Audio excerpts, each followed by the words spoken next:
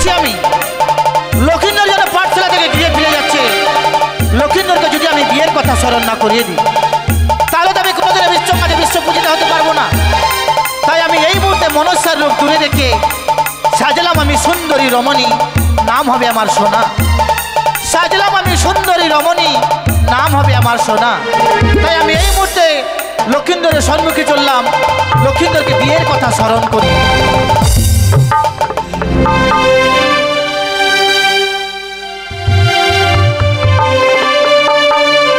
শ্রাবণে এলো ঘনালো সুন্দর সুন্দর ফুল ফুটিল আষাঢ়ি জরা সবাই এলো আষাঢ়ি জরা সবাই এলো তুমি কবে আসবে গো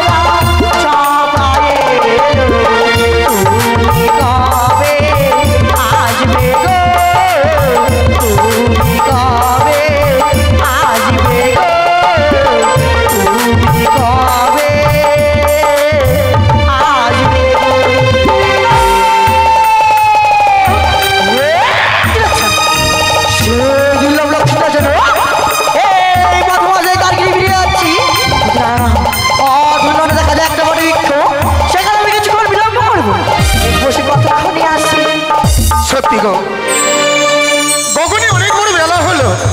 মামাকে বলেছে লখাই পাঠশালা ছুটি হওয়া মাত্র সোজা রাজপ্রাসাদে ছুটে আসবি। না জানি গর্ভধারিণী জননী তো আমাকে ছাড়া এক মুহূর্ত থাকে না। এক মুহূর্তের জন্য চোখের আড়াল হয়ে গেলে লখাই লখাই বলে যেন পাগলিনী হয়ে যায়। যাই যাই, এই মুহূর্তে আমি মায়ের কাছে ছুটে যাই।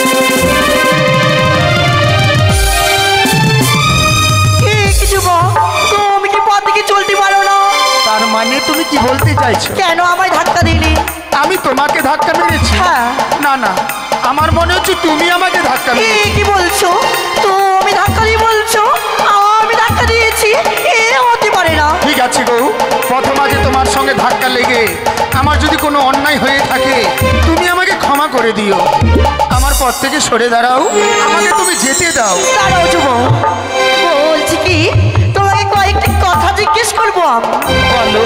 বলছি এমন কি বলতে চাও? তুমি কোথায় গিয়েছিলে? আমি গিয়েছিলাম স্কুলে। তোমার নাম খালি? আমার নাম শ্রীমান দুর্লভ লক্ষ্মী। তোমার বাড়ি কোথায়? চম্পকনগর।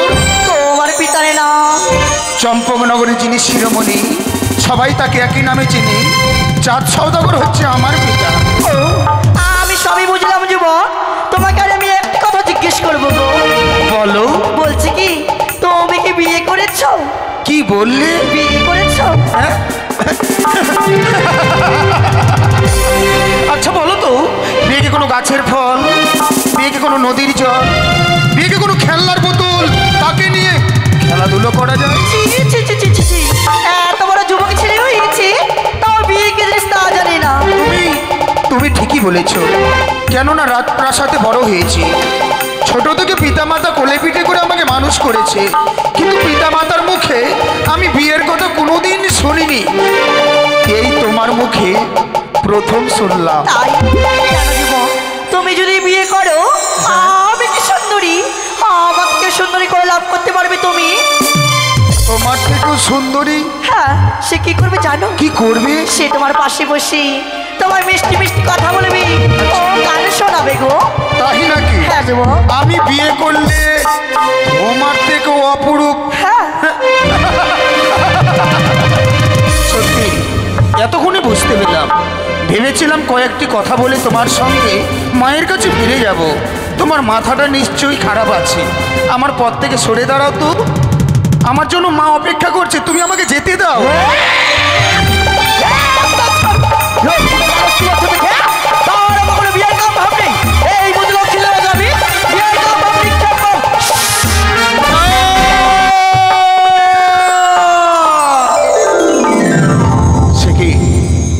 একটি সুন্দরী মেয়ে এসে প্রথম যে আমার সঙ্গে কতগুলো কথা বললো, তার কথা না রেখে আমি চলে যাচ্ছি।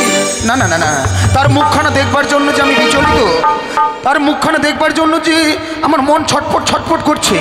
তার সঙ্গে কথা বলতে হবে, কিন্তু কথা না না না না, যে করে হোক আমাকে কথা বলতেই হবে। এই যে শুনছো, রাগ করেছে। আর একটিবার গিয়ে দেখি। এই যে শোনো না। বাহ, এত অভিমান! অভিমান করবেই তো। এতক্ষণ ধরে সে আমার সঙ্গে কথা বলেছে, তার কথা রাখিনি বলে আমার উপরে বড্ড অভিমান করে ফেলেছে। আর একটিবার গিয়ে দেখি আমার সঙ্গে কথা বলে কিনা। এই যে শুনছো, তোমাকে বলছি। কিছু বলবে? বলার জন্যই তো পিছু ডাকলাম। তাহলে বলো। কত সুন্দর যেন তোমার মুখখানা, তাই? কত সুন্দর যেন তোমার দুটি চোখ। আজকের দিনে তোমাকে যদি একটি কথা বলি, তুমি আমার কথা রাখবে বলো? নিশ্চয়ই রাখবো। আচ্ছা বলো তো, তোমার নামখানা কি? আমার নাম সোনা। সোনা? হ্যাঁ। সত্যি যেমনি তোমার নাম তেমনি তুমি দেখতে। তাই আজকে একটি কথা বলবো গো। বলো। আমি যে তোমার প্রেমে পড়েছি, কি বলছো? আমি যে তোমায় ভালোবেসে ফেলেছি, তাই একটি কথা রাখবে? নিশ্চয়ই রাখবো। ও গো তোমারি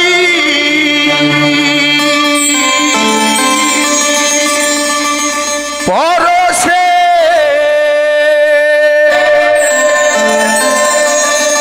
জীবন আমার ধন্য হলো। তুমি যে আমার চির আশার আলো, তুমি যে আমার চির আশা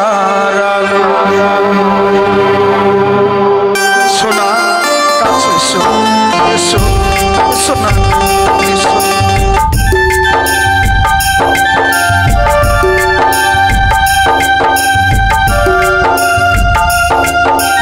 শোনা এসো, আমাকে ধরা দাও।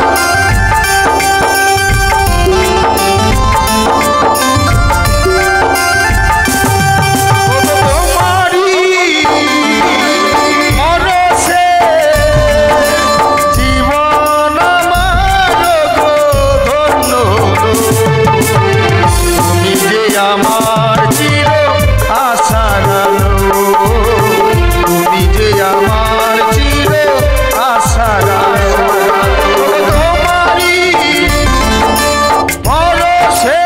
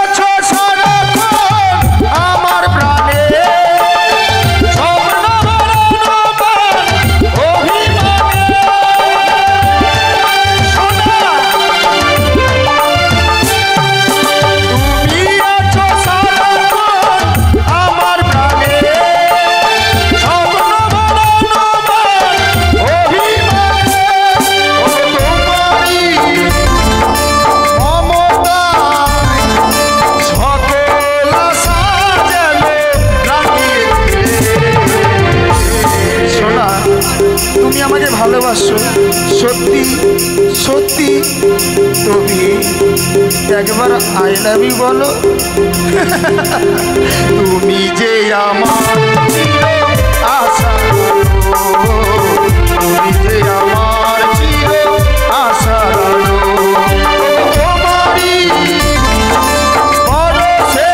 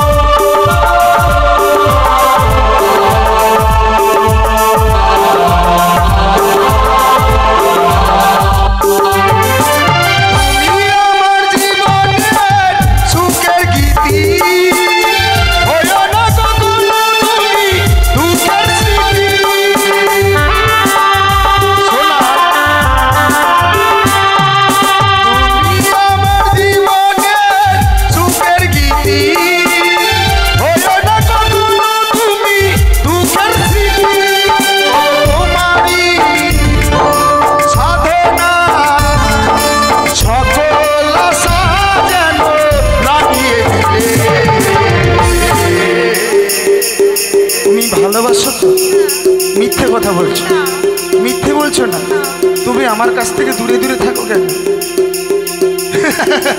তুমি যে আমার আশার আলো, তুমি যে আমার চির আশার আলো, তোমারই ভরসে জীবন আমার ধন্য, তুমি যে আমার চির আশার আলো, তুমি যে আমার চির আশার আলো।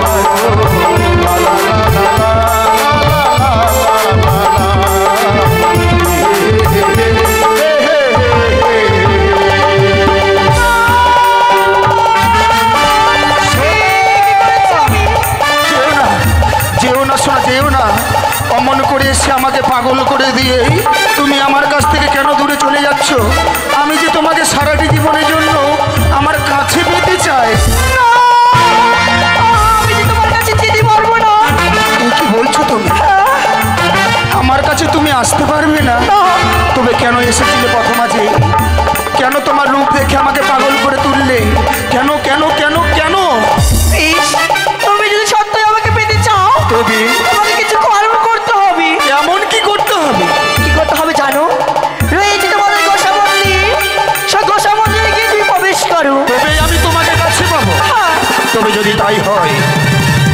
ভেবেছিলাম মায়ের কাছে ফিরে যাব। তাই তোমাকে কাছে পাওয়ার জন্য যখন আমাকে গোসাগরে প্রবেশ করতে হবে, তাই তো বিলম্ব নয়, এই মুহূর্তে তোমাকে কাছে পাওয়ার জন্য আমি গোসাগরে প্রবেশ করলাম।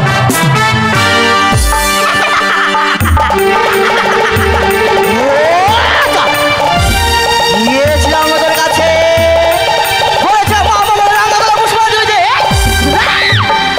করেছি সম্মান, গিয়েছিস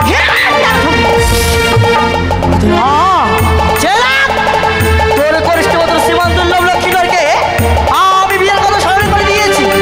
সে যদি আমার যুক্ত অনুসারে বিয়ে করে, নিশ্চয় তুই মা বাবা বলে আমার রাঙাতলা পুষ্পাঞ্জলি দিবি, তোর বিয়ে বিশ্বমাদারি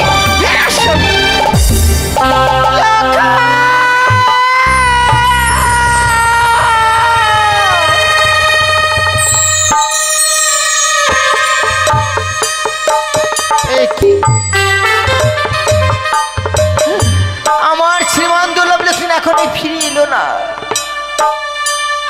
প্রত্যেকটা গ্রামের ছেলেমেয়েরা ফিরে এলো, তবু তবু আমার শ্রীমান দুর্লভ লক্ষ্মীধর ফিরে এলো না। তবে কি আমার শ্রীমান দুর্লভ লক্ষ্মীধর ফিরে আসবে না? তবে কি আমায় মা বলে ডাকবে না?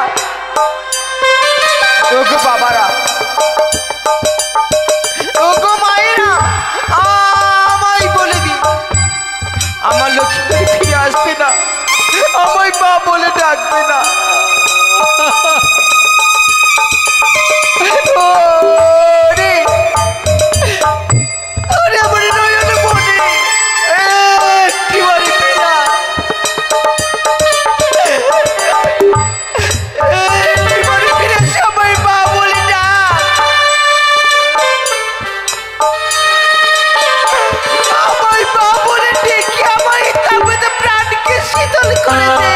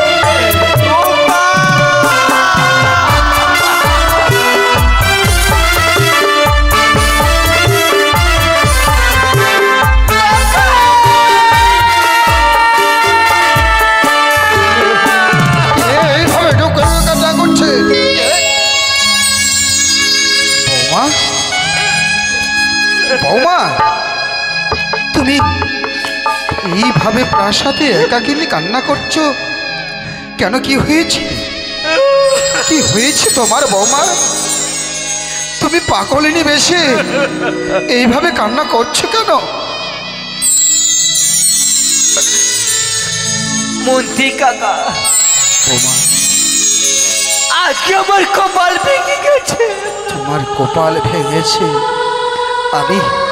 আমি তোমার কোনো কথা বুঝতে পারছি না বৌমা। কি বলতে চাইছো তুমি? কেন কান্না করছো? আমি আমার লক্ষ্মীকে বেলা 10টার সময় স্কুলে পাঠিয়েছিলাম। লক্ষ্মীদের এখনো ফিরে এলো না। ওহো, যার জন্য বুঝি তুমি ভেঙে পড়ছো বৌমা। শোনো বৌমা, লক্ষিন্দর আমাদের এখনো নাবালক, না জানি পাঠশালায় গিয়ে হয়তো কোনো বন্ধু বান্ধবীর সঙ্গে খেলাধুলায় মত্ত হয়ে গেছে, যার জন্য হয়তো তোমার কথা, আমার কথা, চাঁদের কথা, সবার কথা ভুলে গিয়ে খেলাধুলায় মত্ত হয়ে আছে বৌমা। কিন্তু এতবার ভেঙে পড়লে চলবে? মন্ত্রী কাকা, আপনি তো সবই বোঝেন, সবই জানেন। যে সন্তানকে হারিয়ে যাওয়ার পর আমি আমার সীমান্ত লক্ষ্মীকে পেলাম,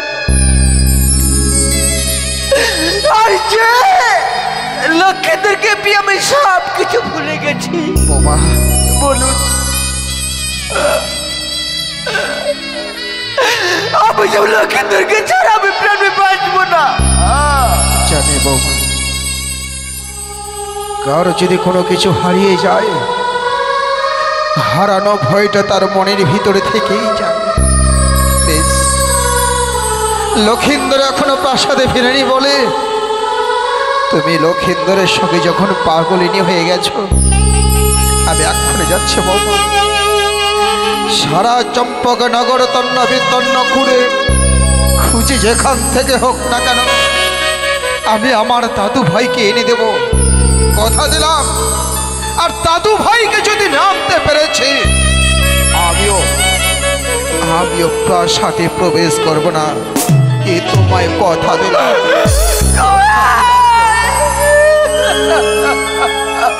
কেন না বাবা, মুছে ফেলো চোখের জল। মন্ত্রী কাকা, আমি এক্ষুনি লক্ষিন্দরের সন্ধানে অগ্রসর হচ্ছি। আমি আপনার পায়ে পড়ে বলছি,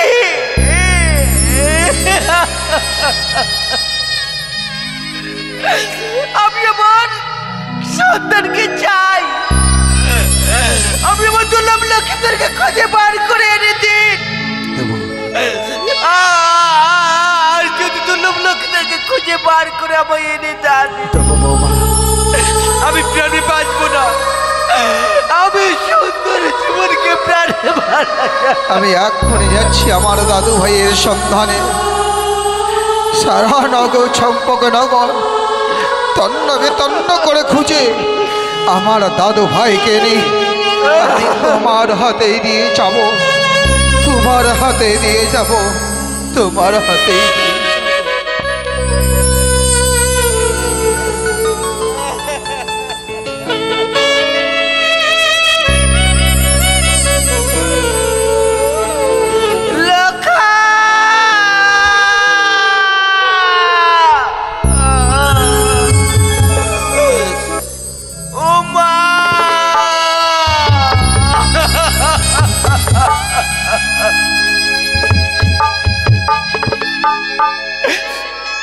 যে সন্তানকে আমি 10 মাস তাদের গর্ভে ধারণ করে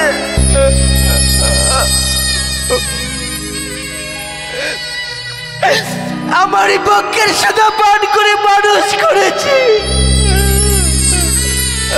এদিকে একটা মায়ের ভক্ত সনকার অভিনয় দেখে 500 টাকা দান করেছে। তাই মায়ের কাছে কামনা করি তার মনের যেন আশা পূর্ণ হয়। যে সন্তানকে বেশ করে পাঠিয়েছিলাম ওই এখনো ফিরে এলো না। বলুন, আপনারা ভাই বলে দিন, আপনারা পারবেন পারবেন আপনারা মা হয়ে সন্তানের ব্যথা বেদনা সহ্য করতে?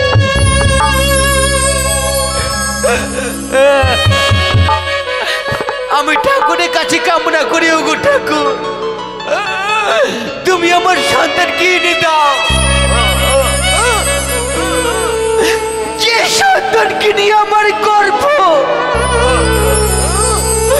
আমি আমার সন্তানকে ছাড়া আমি প্রাণে বাঁচবো না। তুমি আমার সন্তানকে এনে দাও।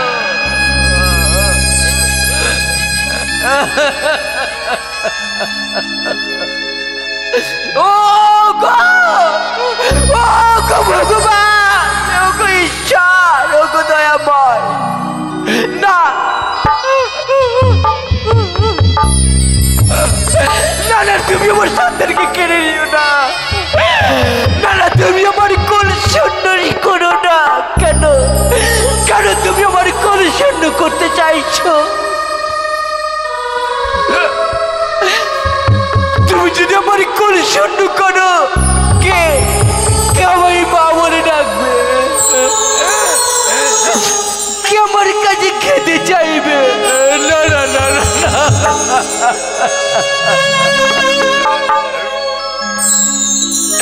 আমি আমার লক্ষ্মীন্দরের জন্য আমি প্রাণে বাঁচবো না। লক্ষ্মীন্দর আমার নয়নী মণি, আমার অঞ্চলের নিধি। লক্ষ্মীন্দর আমার শ্রেষ্ঠ প্রদীপ, এই চাম্পক নগরী।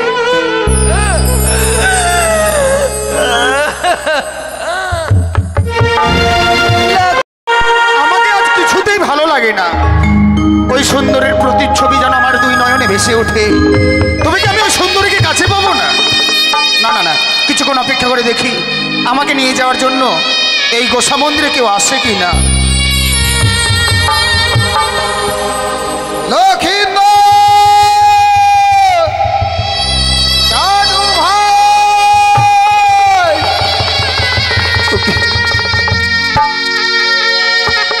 সারাটি প্রাসাদ তন্ন বিতন্ন করেও যেন আমি আমার দাদু ভাইয়ের সন্ধানে পেলাম না। তবে কি সত্যি আমার দাদু ভাই এইভাবে আমাদের প্রাসাদে হারিয়ে যাবে? না না না, এ হতে পারে না। আমি আমি আমারও লক্ষেন্দরকে খুঁজে দেখবো। চিরদিন আমাদের গোসা ঘরের দরজা খোলা থাকে, আজ ছিল গোসা ঘরের দরজা বন্ধ। কে কে প্রবেশ করতে পারে গোসা ঘরে? বলি কে কে গোসা ঘরে? এই তো মনে হচ্ছে মন্ত্রী দাদুর কণ্ঠস্বর। আমাকে সাড়া দিতে হবে। কে দাদু নাকি? লোখাই, ওরে তুই এই নোংরা গোসা ঘরে প্রবেশ করেছি? বেরে আয় দাদু ভাই, ওরে বেরে আয়। দাঁড়াও দাদু, আমি বের হতে পারি। আমাকে কথা দাও, গোসা মন্দির থেকে বের হয়ে আমি তোমার কাছ থেকে যা চাইবো তুমি আমাকে তাই দেবে। কথা দিলাম দাদু ভাই, কথা দিলাম। বেশ, এক্ষুনি আমি দরজা খুলে দিচ্ছি। লোখাই, চোখ মুখ শুকিয়ে গেছে, সারা শরীর যেন মশাই কেটেছে। ওরে এই নোংরা গোসাঘর তোর আমার আমাদের জন্য নয় রে দাদু ভাই, কিন্তু এই নোংরা গোসাঘরে কেন প্রবেশ করেছিলে? ও গো শোনো শোনো, ও গো দাদু, ও গো দাদু, বলি যে তোমারে ওই আমি স্কুলে আর যাব না গো দাদু, তুমি জানাবে পিতারে আমি স্কুলে আর যাব না গো দাদু, জানাবে পিতারে।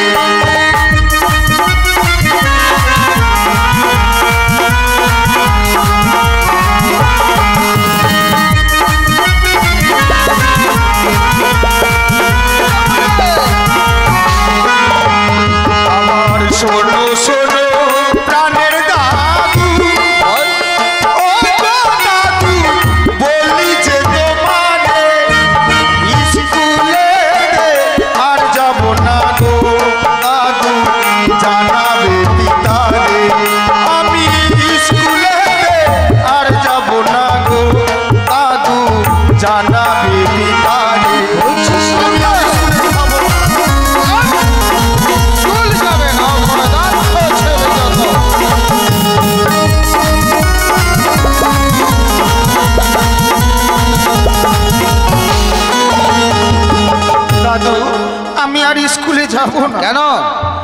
কেন যেতে চাইছি না জানো? কেন যাবে না? স্কুলের লেখাপড়া ও তো দাদু ভালো যে লাগে না, লেখাপড়াই ও গো দাদু আমার মন যে বসে না, ওই লেখাপড়াই ও গো দাদু আমার মন যে বসে না।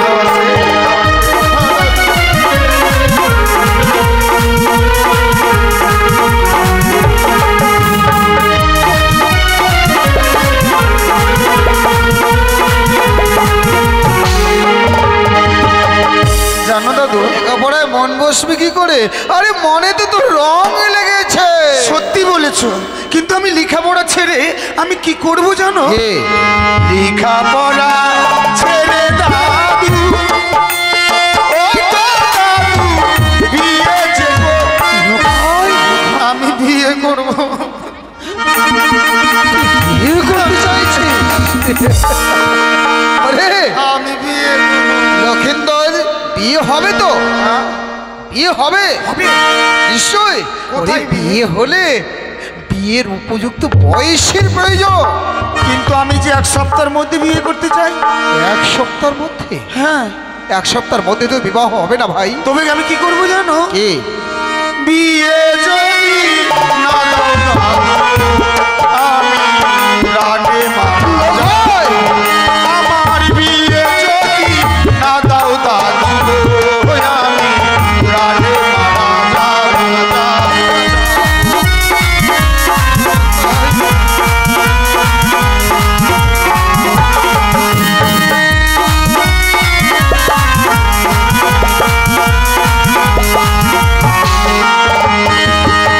আমি বিয়ে করব, বিয়ে করব, বিয়ে করব।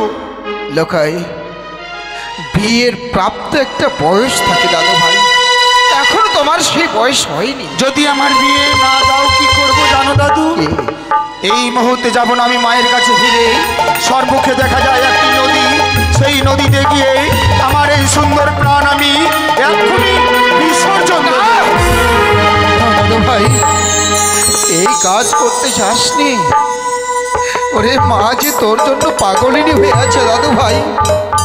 বেশ, বিয়ের কথা বললি তো, এখন গিয়ে আমি তোর পিতাকে বিয়ের প্রস্তাব জানাচ্ছি। বেশ, তুমি পিতার কাছে ছুটে যাও, আর আমি ততক্ষণই যাই মায়ের সঙ্গে দেখাটুকু করে আসি।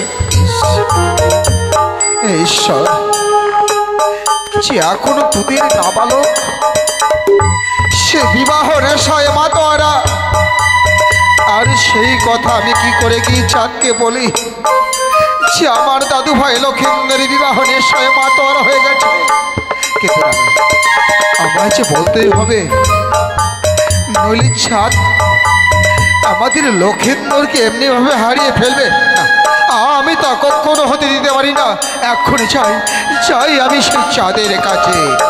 জয় শিব শম্ভ, জয় শিব শম্ভ। মন্ত্রী কাকুকে পাঠিয়েছি, লক্ষিন্দর মন্ত্রী কাকুকে নিয়ে যাবে ওই সে গ্রাম্য পাঠশালায়। লক্ষিন্দর পাঠশালায় যাবে, পাঠশালায় উচ্চ শিক্ষায় শিক্ষিত হবে। সে হবে চম্পকনগরের করুণ ভবিষ্যৎ। 10 জনের মধ্যে একজন হয়ে আমার বর্তমানে ওই চম্পকনগর সিংহাসনে বসে পরিচালনা করবে চম্পকনগর হবে রাজ। না, হবে না চাঁদ। কি হবে না মন্ত্রী বাবু? তোমার আশা সমস্ত ব্যর্থ হয়ে গেছে। কিন্তু মন্ত্রী বাবু, প্রত্যেক পিতারই যে এই আশা থাকে সন্তান মানুষের মতো মানুষ হবে, আমারও বর্তমানে আমার কাজগুলো করবে, এই আশা করাটা কি মিথ্যে? জানি বাবা, জানি। লক্ষিন্দরকে নিয়ে তুমি আমরা যে স্বপ্ন করিয়ে তুলেছিলাম, আমাদের স্বপ্নের বাসা লক্ষিন্দর এক নিমিষে ভেঙে ধুলিস করে দিয়েছে। আপনি কি বলছেন? আমি আপনার কথা কিছু বুঝতে পারছি না। বাবা চাঁদ, হ্যাঁ, লক্ষিন্দরকে উচ্চ শিক্ষায় শিক্ষিত করার জন্য ভর্তি করেছিলাম আমরা চম্পার বাল্য পাঠশালায়। সত্য। কিন্তু লক্ষিন্দর কি হয়েছে? পাঠশালা থেকে প্রাসাদে না ফিরে প্রবেশ করেছে ওই নোংরা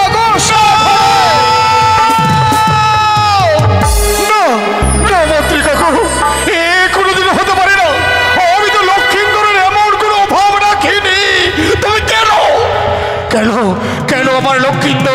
কাগজে ঘুরে প্রবেশ করেছে। কেন কেন মন্ত্রী কাকু? অভাবের কথা শুনবে বাবা চাঁদ? অভাবের কথা যদি বলতে চাই, বলুন। তোমার পায়ের নিচ থেকে মৃত্তিকা সরে যাবে, না জানি আকাশটা ভেঙে তোমার মস্তকে পড়বে। মন্ত্রী কাকু, এই আপনি কি বলছেন? এমন অভাব থেকে লক্ষেন্দরকে আমরা বঞ্চিত করে রেখেছি, যা আমরা কেউ ওর অভাব পূর্ণ করতে জানি না মন্ত্রী কাকু, জানি না আজকের দিনে লক্ষিন্দরের এমন কোন অভাব রয়েছে যে অভাব শোনা মাত্রই আমার মৃত্তিকা থেকে পা দুটি সরে যাবে, আকাশ থেকে বজ্রাঘাত নেমে আসবে আমার মস্তকে। বলুন, এমন কি অভাব আমি অপূর্ণ রেখেছি লক্ষিন্দরের? বলতে তো আমায় হবে বাবা চাঁদ, যতই কষ্ট দুঃখ হোক না কেন বলতে আমায় হবেই। আর সেই কথা না বললেই যে আমিও শান্তি পাবো না বাবা কিন্তু চাঁদ। আপনি না বললে যে আমি কিছু বুঝতে পারবো না। বাবা চাঁদ, লক্ষিন্দর পাঠশালায় গিয়ে শিক্ষায় উত্তীর্ণ না হয়ে লক্ষিন্দর চাই বিবাহ করতে।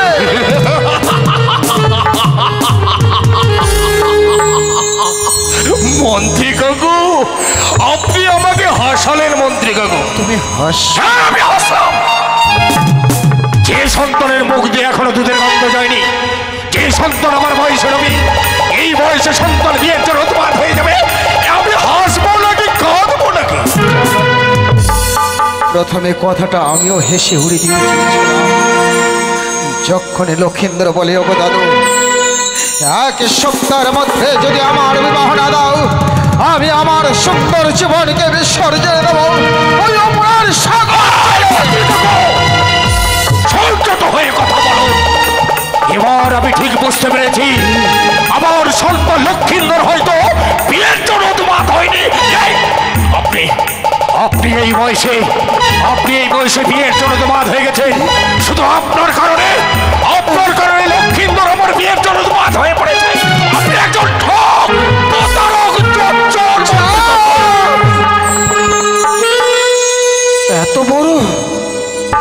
এত বড় পুরস্কৃত ওরে তুমি আমার জামাই ভূষিত করলে।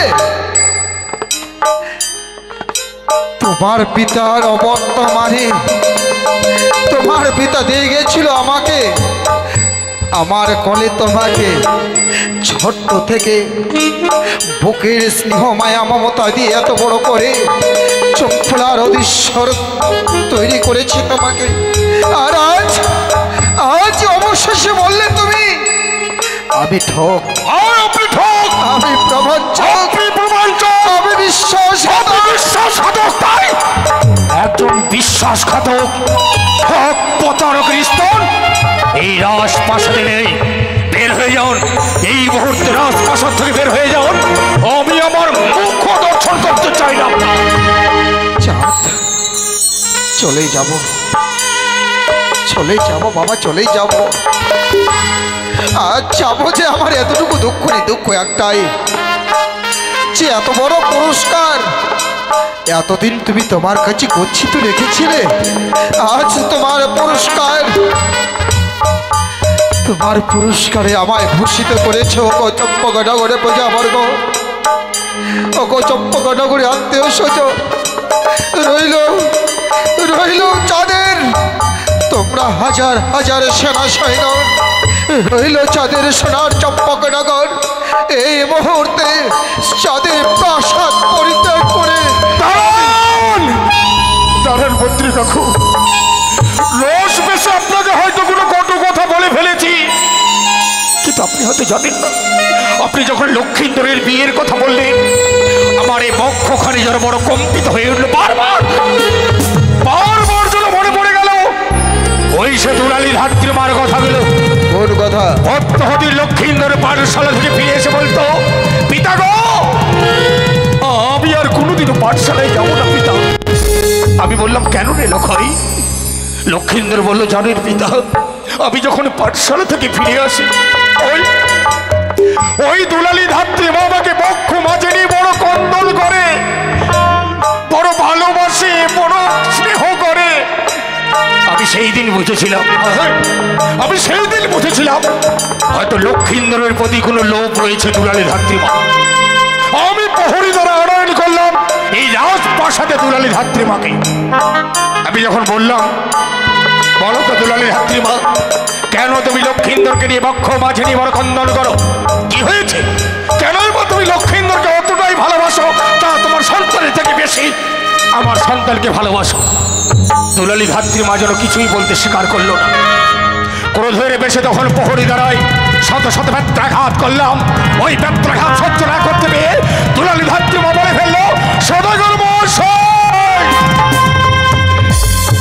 10 বছরের আগে যদি লক্ষিন্দরের বিবাহ দেওয়া যায় তাহলে লক্ষিন্দরের নাকি আমার ওই প্রাণে মারা যাবে। বলতে বলতে যেন ধাত্রী মা শিলায় পরিণত হয়ে গেল। মন্ত্রী কাকু, আপনি বলুন, লক্ষিন্দর আমার শেষ বংশের পদে, আমি লক্ষিন্দরকে জানা কিভাবে বাঁচবো? আপনি বলুন বলুন মন্ত্রী কাকু। বাবা চাহার লক্ষিন্দরে বিবাহ দিলেও লক্ষিন্দর মরছে, বিবাহ না দিলেও লক্ষিন্দর প্রাণে মারা যাবে। কিন্তু মন্ত্রী কাকু, আপনি তো আমার পিতার আমল থেকে মন্ত্রিত করে যাচ্ছেন।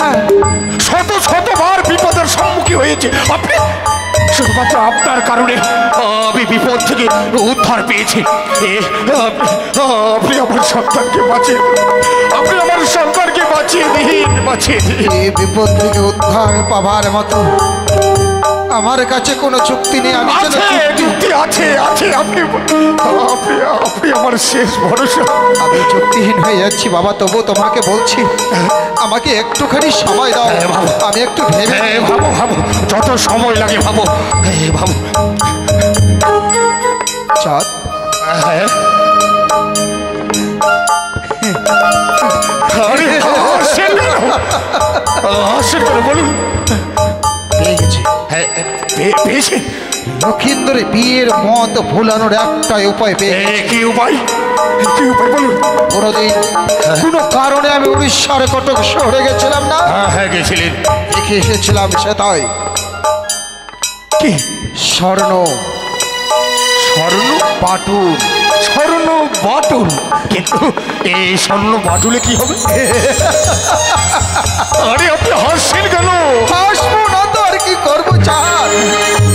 ওই পাটুল যদি আমার দাদু ভাইয়ের হাতে তুলে দিই তাহলে হয়তো আমাদের লবলক্ষ ফল বাগানে যাবে। হ্যাঁ, ওই পাটুল নিয়ে অনেক পাখি শিকার করবে, আর পাখির মায়ায় যখন পড়বে না, পড়বে লক্ষিন্দর বিয়ের কথা বেসরণ। ও